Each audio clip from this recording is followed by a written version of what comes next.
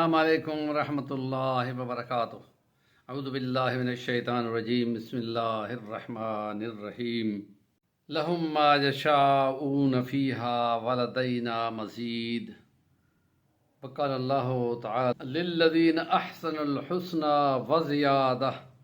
وقال اللہ تعالی فی سورۃ القیامت وجوہ یومئذ ناظرۃ الی ربہا ناظرہ۔ صدق اللہ العظیم۔ آخرت پہ وہ یقین رکھتے ہیں اور آخرت کے ماننے والوں کے لیے خوشخبریاں ہیں، اور آخرت کے نہ ماننے والوں کے لیے نذارت ہے اور وعیدیں ہیں اور ڈراوے ہیں اور جہنم کے تذکرے ہیں۔ تمام انبیاء 1,24,000 یہی پیغام انسانیت کے مختلف خطوں اور شہروں اور قصبوں میں بتاتے آئے ہیں کہ اللہ کی اگر اطاعت کر لو اور فرما برداری کر لو تو تمہیں یہ نعمت ملے گی، تمہیں جنت ملے گی، تمہیں وہاں اور دنیا میں تمہیں اقامت ملے گی، نظام حکومت ملے گا، قبضہ ملے گا، اقتدار ملے گا۔ تو یہ اللہ کی نعمتوں کے تذکرے ہم پہلے کچھ بیان کر چکے ہیں، جس میں جنات کی حوروں سے نکاح مراد ہے، اور ان کی خصوصی باتیں بھی بیان کر دی ہیں کہ ان کو خدا نے وَجَعَلْنَاهُنَّ أَبْكَارًا۔ دنیا میں یہ کبھی بھی نہیں ہوتا کہ شادی کے بعد بھی عورت جنس جو ہے وہ کنواری رہے، لیکن خدا کا یہ اعلان ہے کہ جنت کی حوریں ہمیشہ کنواری رہیں گی، اور حدیثوں میں آتا ہے کہ وہ اس صفت سے متصف ہوں گی، اور باقی جو کمی بیشی دنیا میں ہوتی ہے ان کے ساتھ وہاں جنت میں وہ بھی نہیں ہوگی۔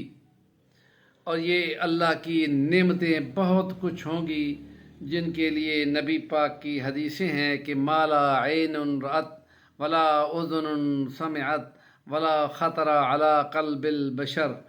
یہ کبھی کسی نے دیکھا نہ ہوگا، وہ نظارے ہوں گے جو کسی کان نے کبھی سنا ہو، یہ سننے سے بھی اوپر ہیں، اور کبھی دل کے گمان میں آ سکتی ہیں، کبھی یہ ممکن ہی نہیں ہے کہ بندہ ان نعمتوں کا گمان ہی دل میں رکھ سکے۔ تو وہ چیزیں ان کو ملیں گی جن میں یہ گمان ہے، اور یہ کہ جب خدا رب عز و جل یہ پوچھے گا کہ ہاں جنتی ہو، کیسے ہو تم، کچھ اور تمہیں چاہیے تو کچھ چاہیے، جب وہ کہیں گے تو یہ بولیں گے اے خدا، دنیا کی جو کوئی سوچ بھی نہیں سکتے وہ نعمتیں میسر ہیں۔ تو پھر خدا پاک اپنا دیدار سامنے کر دے گا اور اپنا نور سامنے کرے گا، تو وہ دیکھتے رہ جائیں گے، اور وہ تمام نعمتیں جو دنیا کی وہ جنت کے اندر وہ کھا پی رہے ہوں گے اور خدا کی مہمانی کے مزے اٹھا رہے ہوں گے، وہ ساری نعمتیں بھول جائیں گے۔ اور حدیثوں میں آتا ہے کچھ شان والے ایسے ہوں گے جن کو خدا کی زیارت روزانہ ہوگی، کچھ ہوں گے جن کو ہفتے کے ہفتے ہوگی۔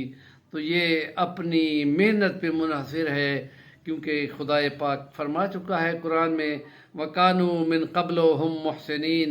قیامت سے پہلے دنیا میں کمال درجے کا ایمان اور یقین رکھ کر عبادات کیے کرتے تھے، اور ان میں یوں سمجھتے تھے کہ جیسے وہ خدا کو دیکھ کر اس کی بندگی کر رہے ہوں۔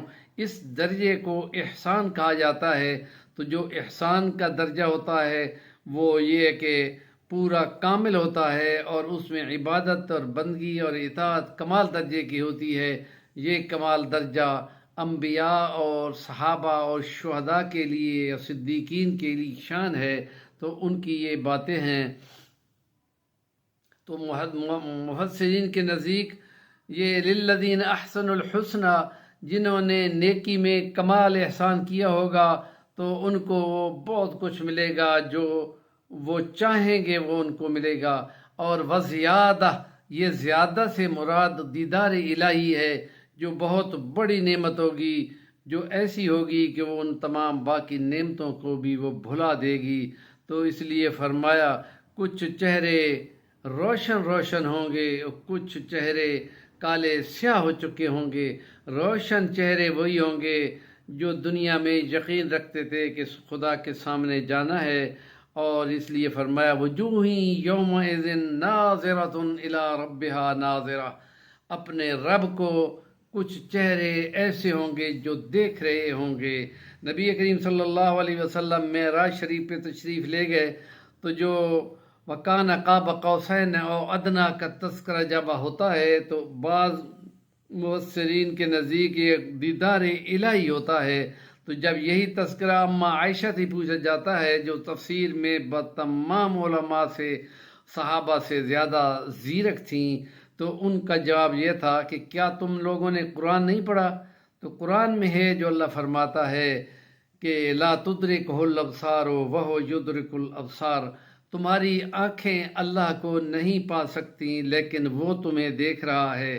اور قوم بنی اسرائیل کے اونچی شان والے پیغمبر موسیٰ علیہ السلام کو اس کے امتیوں نے تنگ کیا کہ دنیا اپنے بندگی میں، عبادت میں اپنے معبودوں کو دیکھ رہی ہوتی ہے بت بنا کے یا کچھ اور، تو کیوں نہ ہمیں بھی اپنا خدا نظر آنا چاہیے۔ تو انہوں نے کہا خدا کو تم نہیں دے سکتے، لیکن جب ان کا اصرار بہت بڑھ گیا تو خدا سے انہوں نے کلام کیا، اور پھر خدا نے فرمایا کوہ طور پہ ان کو لے آؤ، تو وہ اپنی قوم میں سے چن کر 70 بندوں کو لے گئے۔ تو خدا نے یہ اعلان کیا ان کو کہ تم خدا کو نہیں دیکھ سکتے، تمہاری آنکھ کی اتنی طاقت نہیں ہے، ہاں اگر اس طور کو دیکھو، اگر یہاں تمہاری نظر جم گئی تو تم دیکھ لو گے۔ اور خدا نے جب تجلی لگائی کوہ طور پہ تو وہ پہاڑ ہی اڑ گیا اور یہ مر گئے۔ حضرت موسیٰ علیہ السلام بے ہوش ہو کے گر گئے۔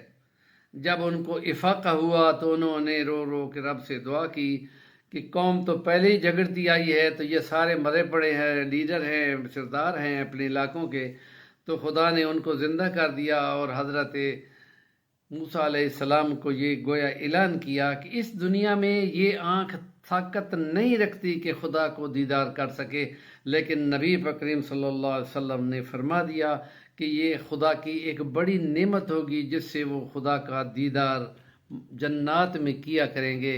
ہمارے چینل کا نام ہے صفی الوانی، ضرور سبسکرائب کریں اور کام کی بات کا کمنٹ دیا کریں۔